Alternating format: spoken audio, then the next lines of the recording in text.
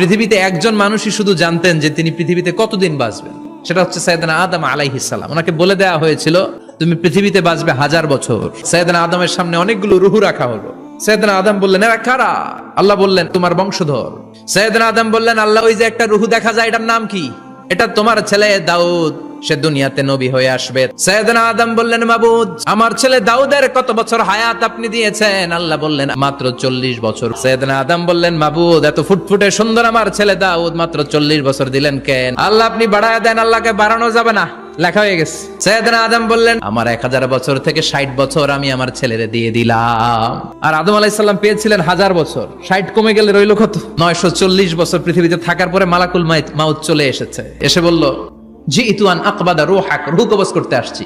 আদম আলাইহিস সালাম বললেন রূহ কবজ করতে আসছো মানে আমি বাঁচবো 1000 বছর। মালাকুল মাউত বললেন না না, ওই যে আগের কথা স্মরণ করেন আপনি 60 বছর দিয়া দিয়েছিলেন। কয় না আমি দেই নাই। মালাকুল মাউত বলে আল্লাহ ঘটনা দেখেন দিয়া কয় দেই নাই। আল্লাহ কয় থাক কথা কইস না, আয়া পর। ভুলে গেছেন উনি। সেদিন থেকে আল কিতাব ওয়া শুহুদ মানে লিখে রাখার সিস্টেম আর সাক্ষীর সিস্টেম চালু হয়েছে।